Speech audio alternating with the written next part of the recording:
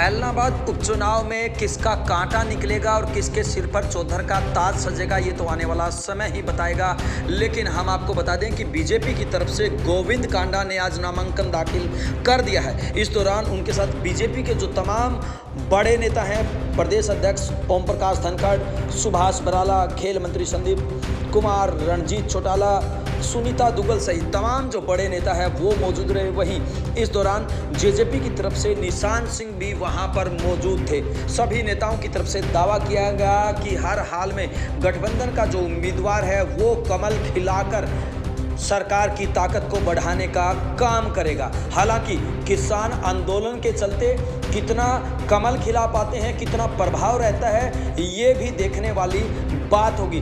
वहीं हम आपको बता दें कि गोविंद कांडा ने आज अपने कार्यालय का उद्घाटन करना था, लेकिन जिस रोड पर ये कार्यालय का उद्घाटन करना था उस रोड को किसानों ने घेर रखा था और किसानों के विरोध के चलते वो उद्घाटन नहीं कर पाए। इससे पहले भी जब गोविंद कांडा तमाम बीजेपी के बड़े चेहरों के साथ नामांकन भरने के लिए जा रहे थे तो पूरे शहर को किले में तब्दील कर रखा था। जगह जगह पर पुलिस के जवानों को तैनात कर रखा था, रैपिड एक्शन फोर्स को तैनात कर रखा था।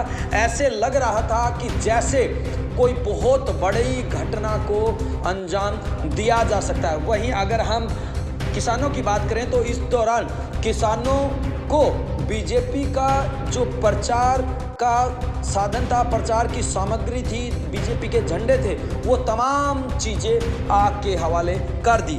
सुनिए निशान सिंह और ओम प्रकाश धनखड़ का क्या कुछ कहना है। आज हम सब लोग गोविंद कांडा जी का फार्म भरवाने के लिए आई है। ये चुनाव जो 30 अक्टूबर को होगा उसका आज पहले नवरात्रि के दिन हमने इनके नामांकन से शुरुआत कर दी है। ऐलनाबाद के लोग इनको विजयी बनाएंगे। ये जो चुनाव है ये एक ऐसी स्थितियों में हो रहा है जब यहाँ के विधायक ने एक ऐसे मुद्दे पर इस्तीफा दिया जो मुद्दा वास्तव में था ही नहीं, क्योंकि उन कानूनों पर स्टे है सुप्रीम कोर्ट का, वो कानून वैसे भी ठीक हैं।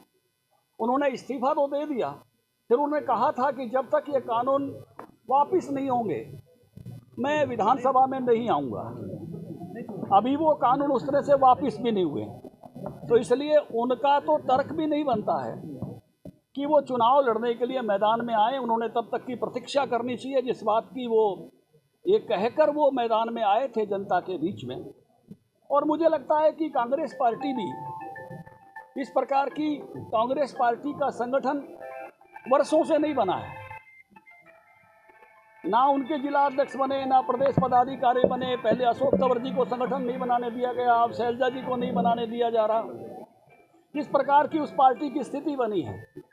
कोई G23 वहाँ एक स्लोगन चल पड़ा है, उस सारे में कैंडिडेट भी उनका तय होने में देरी हो रही है। तो मुझे लगता है कि जिस प्रकार के समाज सेवी को जो एक संत महात्मा की कुटिया में रहकर जिन्होंने 4000 से अधिक गरीब कन्याओं का विवाह कराया है, 50,000 से अधिक ऑपरेशन कराए हैं, ऐसे समाज सेवी को भारतीय जनता पार्टी ने इस मैदान में उतारा है और लोग उनकी समाज सेवा से प्रभावित होकर निश्चित रूप से उनको विजयी बनाएंगे, ऐसा मुझे भरोसा है। देखिए, किसान संगठन जब चले थे जत्थेबंदी आंदोलन करने तो मुद्दा ये था कि इन कानूनों से ज़मीन चली जाएगी। अब कोई बोलता है, क्योंकि ये बात झूठ बताई गई। कानून सब ने पढ़ लिए हैं, कानून हिंदी में भी आ गए। दूसरी बात बताई गई मंडियां नहीं चलेंगी, खरीद। गोविंद कांडा जी भारतीय जनता पार्टी और जननायक जनता पार्टी के साझे उम्मीदवार हैं और जैसे धनखड़ साहब द्वारा बताया गया कि सिरसा के बहुत ही प्रतिष्ठित परिवार है, समाज सेवी हैं और साझे उम्मीदवार के तौर पे उनको मैदान में उतारा गया और दोनों पार्टियां मिलकर के संयुक्त रूप में जो हमारी ताकत है उसको लगाएंगे, वोटरों को अपील करेंगे, उनको जिताने का काम करेंगे। ये निर्णय दोनों दलों ने लेना होता है कि किसको लड़ाना है। वो निर्णय हो चुका है और आपके समक्ष है। आज हमारे कैंडिडेट गोविंद कांडा जी हैं। मुझे लगता है कि कोई किसी को शंका नहीं होनी चाहिए इसमें कि मैंने कहा कि प्रतिष्ठित परिवार है, समाज सेवी है यहाँ का, और दोनों दल मिलकर के काम करेंगे। हमारा एक जनाधार है जी, तो इस बलबूते पे हम ये कह रहे हैं कि हमारा प्रत्याशी जीते।